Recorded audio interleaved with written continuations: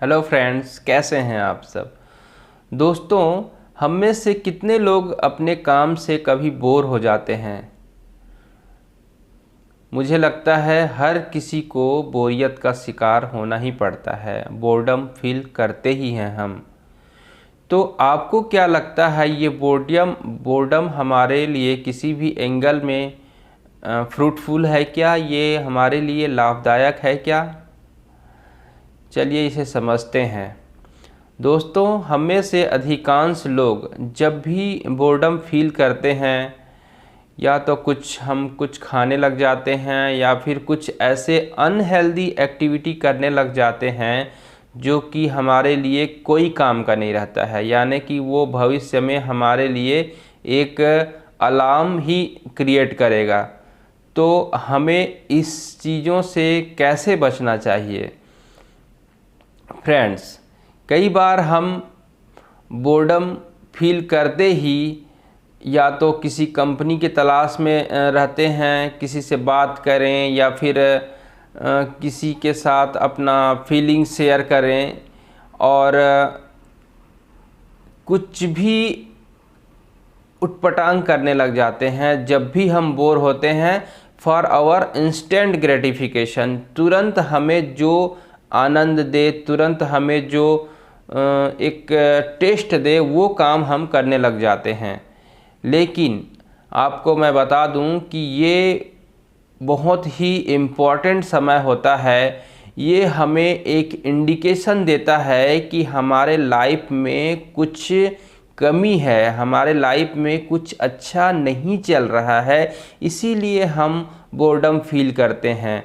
तो हमें उस सिग्नल को पहचानना है और हमारा माइंड क्या कह रहा है उसे हमें अंडरस्टैंड करने आना चाहिए।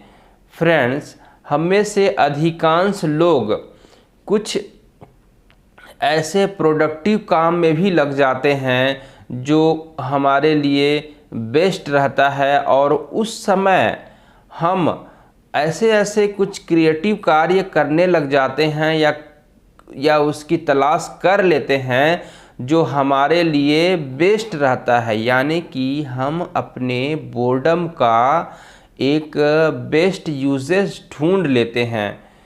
तो आपको भी यही करना है। बोर्डम से कभी भी ये नहीं सोचना है कि मैं ये इस समय का क्या करूं, अभी कहाँ जाऊं, किससे बात करूं, कौन सा एक्टिविटी करूं। ये चीज़ें नहीं सोचना है। जो आपका मन कह रहा है, जो आपका मन अनहेल्दी एक्टिविटी के लिए आपको अगर इनकरेज कर रहा है, तो आपको उसे नो कहना है और आपको कोई एक ऐसा हेल्दी एक्टिविटी, प्रोडक्टिव एक्टिविटी में लग जाना है जो आपको बेस्ट लगे, जो और आपके भविष्य के लिए काम आए, जो आपको प्रोडक्टिव लगे कहना चाहिए। और अगर उस एक्टिविटी का रिलेशन आपके गोल से होता है, या फिर कोई आपका टारगेट है जिसे आप अचीव करना चाहते हैं, अगर उस एक्टिविटी को उस अपने गोल या टारगेट से अगर अलाइन कर लेते हैं, then it will be best for you. But हमेशा ये मान के चलिए कि बोर्डम के शिकार हर कोई होते हैं, और ये आप ही के साथ नहीं हो रहा है। आपको उस समय को बेस्ट वे में यूटिलाइज करने आना चाहिए, और वो हमेशा एक सिग्नल रहता है जो आपको ये बताता है कि आपके साथ में या आपके लाइफ में कुछ अच्छा नहीं चल रहा है, तभी आप बोर हो रहे हैं। अगर सोचिए ना, अगर आप किसी भी एक्टिविटी को अगर आप इंजॉय करते रहेंगे, तब आप बोर्डम फील कैसे करेंगे? बोर्डम फील तभी होता है जब आप अपने बॉडी में फटीग रियलाइज़ करते हैं, या फिर किसी काम में मज़ा नहीं आते रहता है, तब आप बोर्डम फील करते हैं। तो उस समय में उस गैप को फील करने के लिए आपको एक ऐसा प्रोडक्टिव या हेल्दी एक्टिविटी चूज़ करना है जो आपके लिए बेनिफिशियल हो और जो आपका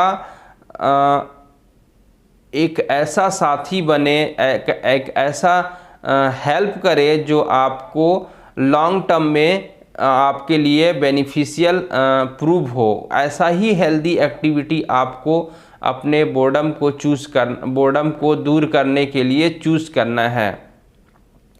जैसे मैं बताता हूँ कि आप बुक्स पढ़ सकते हैं, सॉन्ग भी सुन सकते हैं, उनको फील कर सकते हैं, क्योंकि सॉन्ग सुनना, गाने सुनना भी एक ऐसा एक्टिविटी है जो हमें रिचार्ज कर देता है, क्योंकि हम उस समय हमारा जो भी इंटरनल चैटर है उससे हम अलग चले जाते हैं और उस मोमेंट को हम इंजॉय कर लेते हैं और अपने बॉडी को रिफ़्रेश कर लेते हैं और फिर से किसी काम में लगा सकते हैं। ऐसे इस तरह से हम अपने आप को, कहना चाहिए, रिचार्ज कर लेते हैं। तो आपको ऐसे ही कुछ हेल्दी एक्टिविटीज़ करनी चाहिए जिससे आप उस बोर्डम से भी बच सकें और आपके लिए वो प्रोडक्टिव भी हो।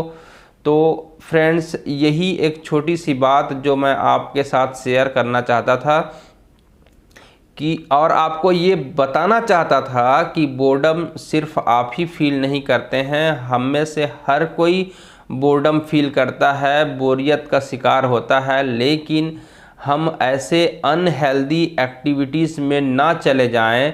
इसके लिए हम अपने माइंड को गार्ड करें और उसे हमेशा, और ख़ासकर एक और बात कह सकते हैं आप अपने आप को कि उस समय अपने उस गोल को याद कर लीजिए जो आपका पेंडिंग चल रहा है या फिर जिसे आप लैग कर रहे हैं, पूरा नहीं कर पा रहे हैं बहुत दिनों से।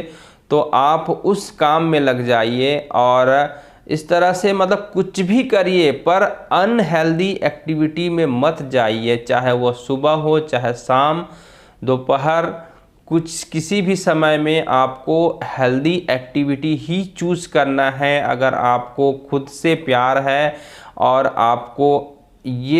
अगर आप ये सोचते हैं कि आप लाइफ में कुछ बन सकते हैं, तो आपको अनहेल्दी एक्टिविटी करनी ही नहीं है, उसे चूज़ करना ही नहीं है।